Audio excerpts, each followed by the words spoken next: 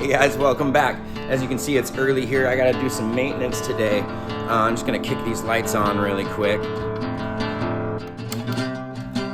If you don't know, my name is Shane Fell. This is Collective Hair Experience that you're in. I'm gonna be getting ready here in a second. I wanna shampoo my hair a couple of times before I do at-home maintenance. I tell all my clients I'd like you to not get your hair wet for a good 10 to 14 days afterwards with crochet hook, which I will be getting into at the end of this video. So teach you a little bit about how to rock a crochet hook at home and what I tell my clients here, the clients that actually want to do that. And generally speaking, probably about 1 out of 5 actually do it. If you don't know, my name is Shane Fell, and this is where we talk about hair. I've been studying hair since 2006, and I first started wearing locks on my head and studying locks back in '99. So you can imagine I might have a little info for you. It's not easy, and it's not necessarily something that I would tell everyone to do.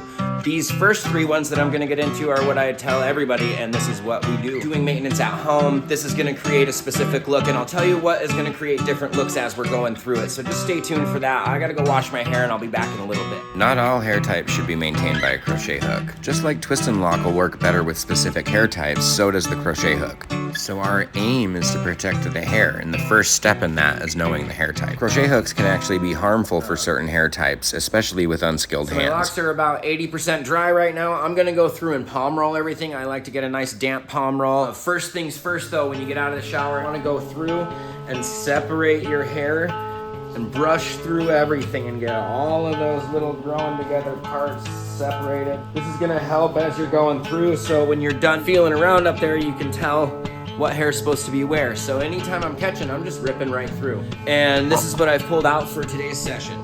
So right now, I just got a couple of clips. I generally don't use clips for my own hair. Pulled my oil out. I oil my hair maybe once a month or so when I get done brushing through my locks, separating everything out really easily.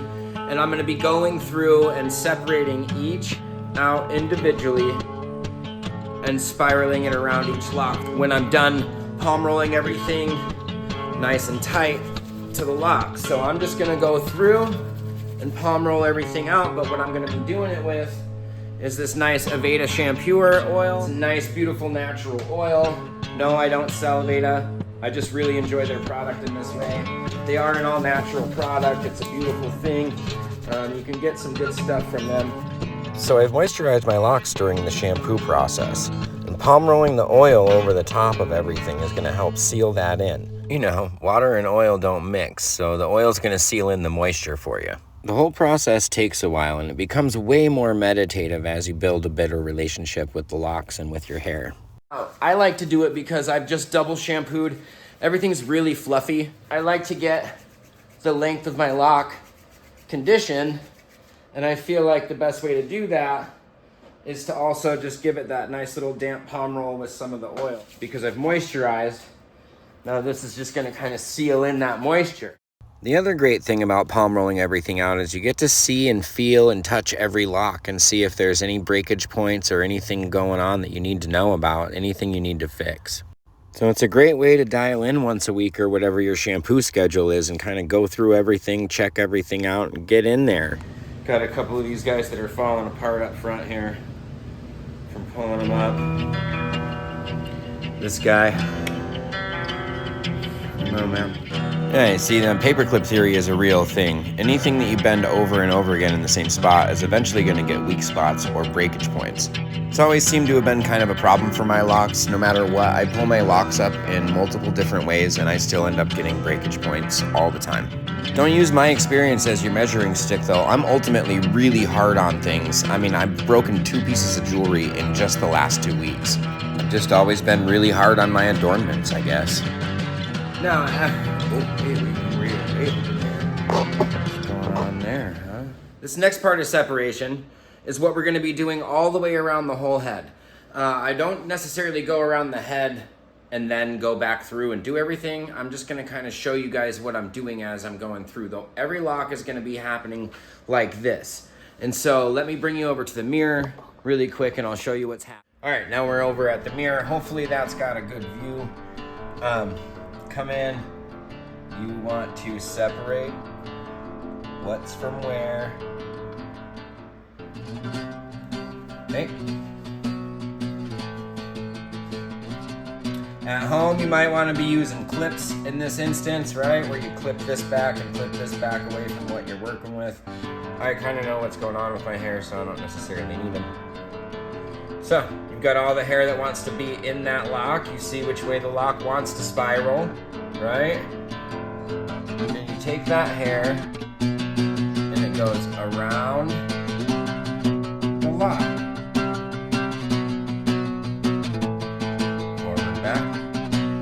Finger, thumb, finger, thumb. Now, I'm doing this tight and like exaggerated so that you guys can see what it is that goes on. I'm gonna let that loosen out, but you can literally, I tell all of my clients this, you can go through your entire head anytime you want and do this. It's a great thing to do, especially if you're trying to pull stuff up to like you gotta go to a wedding or some kind of updo you gotta do real quick. You can literally get your hair wet and then wrap the hairs around the bases and create a little wet set for yourself. So, see the hair that wants to be on it.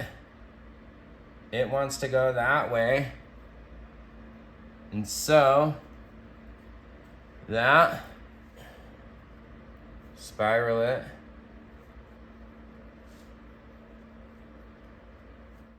So at this point, you guys might be like, man, this video is so long. Yeah, dude, it takes like 5 hours to do your own maintenance. Today, I also jumped in with some other stuff to be able to show you guys extra things. Like really getting in there and showing you guys how you twist each lock around. I wouldn't normally do that in the middle of a maintenance. So as you can see, that's how I would go through, separate everything out. You're going out to dinner and you just want something quick. You can just do all of your perimeters up. Just twisting the hairs around the bases of the perimeter locks before you pull it up. You can essentially pull your hair up and it's gonna look good, right? So today is gonna be a little bit different though. So I separated out the front little bits so that I can see. As I was going through, I found this one that I really wanna like work with so that I can show you guys this part. So if you're starting at home, it's a great thing to use clips at first just to get used to like help keep everything separate for you. If you don't need them, cool, don't use them. If you're getting frustrated because hair's coming from all over the place, then get yourself some clips and just get in there. So getting into this section of maintenance, this is generally what I suggest for at-home maintenance for people. And I do suggest using clips for this just because you rough up the hair quite a bit. It's nice to have everything separated out. Rubbing is essentially gonna fluff up all of this hair and kind of get it worked in with everything. Hair goes around it the same way that it grows, same thing that we were doing with the other ones. Then you take, because you have this nice loose amount here, you've got your fingers holding what hair you wrapped around at the very tips of it, and you just start rubbing around in that nice circle. This is essentially doing the same thing that your palm rubs did starting locks. If you watched that video on me starting locks like we did in the 90s, this is essentially creating the same thing as your locks grow. This is what you would do for maintenance to match that look all the way through the rest of your journey, right? So everything's gonna create a different look. It's also gonna create a thick, strong base and a fuller looking head of hair. So I often suggest this for my fine-haired clients, as well as anyone that might be worried about their extensions being too heavy. Take that, and you palm roll that out, and you've got maintenance right there. It's fluffier, yeah, it's not as clean, but it is gonna stick together. It's gonna start to eventually work itself in, and that's gonna be something over time that you would just continuously have those locks growing all together, and so all your bases would stay nice. As long as you're working all the hair in that's supposed to be in it, it's gonna grow like a lock is gonna grow. Does it take a lot more effort? Yes and no. I don't necessarily know if it feels like it's more or less effort. It also creates a different look, and so I always go over different looks with my clients when they're coming in with me and we're sitting down and we're looking at different locks. I'm telling them what's going to give them that look, right? Because like, you can come to me for crochet hook, but if you're giving me all natural locks as a picture, I'm going to let you know that that isn't what, like, that they don't look the same. I can mimic it. It doesn't look the same. It doesn't do the same thing. And it's a totally different maintenance. It's a totally different upkeep at home. It's all you letting your hair do its own thing compared to like this using a crochet hook. So what I tell my clients when they're wanting to utilize a crochet hook. Once you can actually successfully utilize a crochet hook down here without damaging things and doing what you want it to, then you can utilize a crochet hook up here at your roots. Just a good rule of thumb. And you should have a good muscle memory by then. Anyone that's taken my class knows that they don't touch a human head until they've done 2 full dollies and extensions on those dollies as well.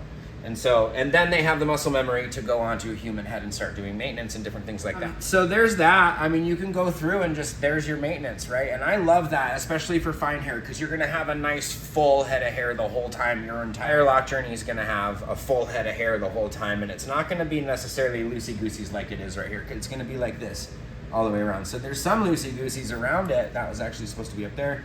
But mostly what we've tied in and what we wrapped around it's staying tied in and wrapped around it, right? I mean, it's just quite a bit fluffier. No tools, no crochet hooks. I mean, other than this, there's no tools really involved, right? So there's your steps to at-home maintenance. And now I'm gonna show you how to utilize a crochet hook at home. So hopefully you can see this guy. I'm gonna try to show you with this 0.6 because it has a little bit bigger of a hook so that you can see what's going on with it. I generally work my hook underneath my fingers, especially when I'm doing something this delicate.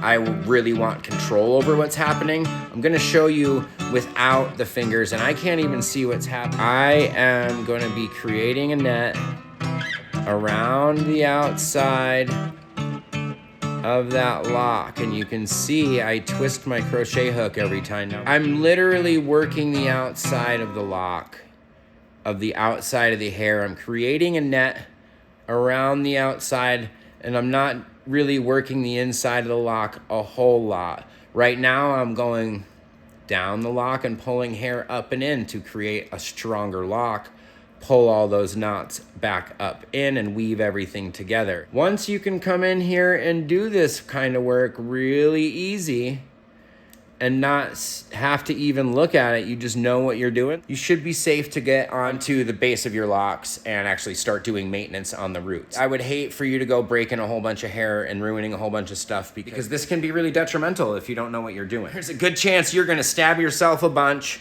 There's a good chance you're gonna fuck something up. That's why you're working down here where it's already doing stuff that you're actually fixing, right? So if you're not fixing it, then it's already broke.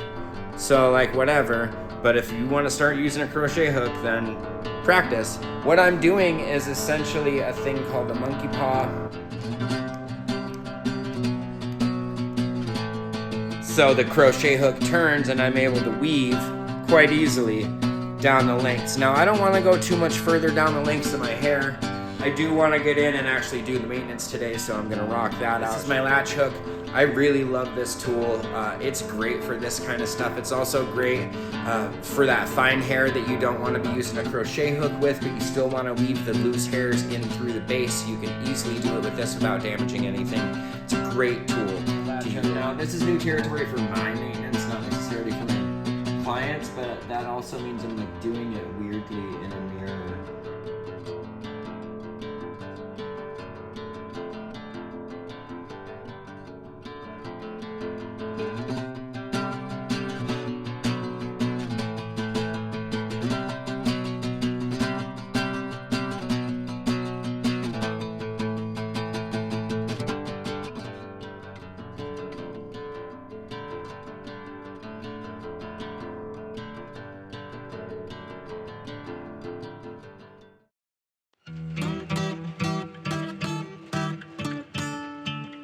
So up to this point, it's just been latch hooking and root rubbing as a form of maintenance. This I would normally leave right here and just leave that maintenance as it is. So no crochet hook needed and go through the whole head with latch hook and root rubbing and have a much looser yet fuller maintenance. Essentially, that's what I want to do with my latch hooking, and then come in with the crochet hook and do my maintenance.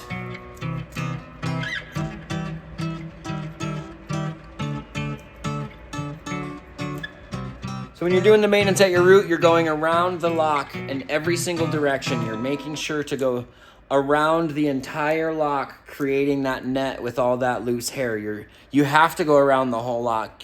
If you go in and out of just one section all the way through the middle of the lock, all you're gonna do is create a seam. It's not gonna do anything. It's gonna come right back out. It's gonna be like one of those seams. All you gotta do is pull one thread and the whole thing goes brrr. What you actually have to do is get all the way around the entire circumference of the lock, building that net. You know, and you're not done right away, and you also don't want to go too tight. It's a precarious balance, and it's not hard to get broken hairs inside of your lock. It might not break your lock, but you can have broken hairs in there. I guess kind of like this. Here's exactly what you don't want to do. Fucking ouch, dude. That just hurts my soul hearing it. So anyways, here's where I want to show you how I spin the lock around while I'm working it, so that you can see that you turn the lock the whole time to get that net to work around it. It's a weird little dance you learn, kind of like learning how to drive a stick shift.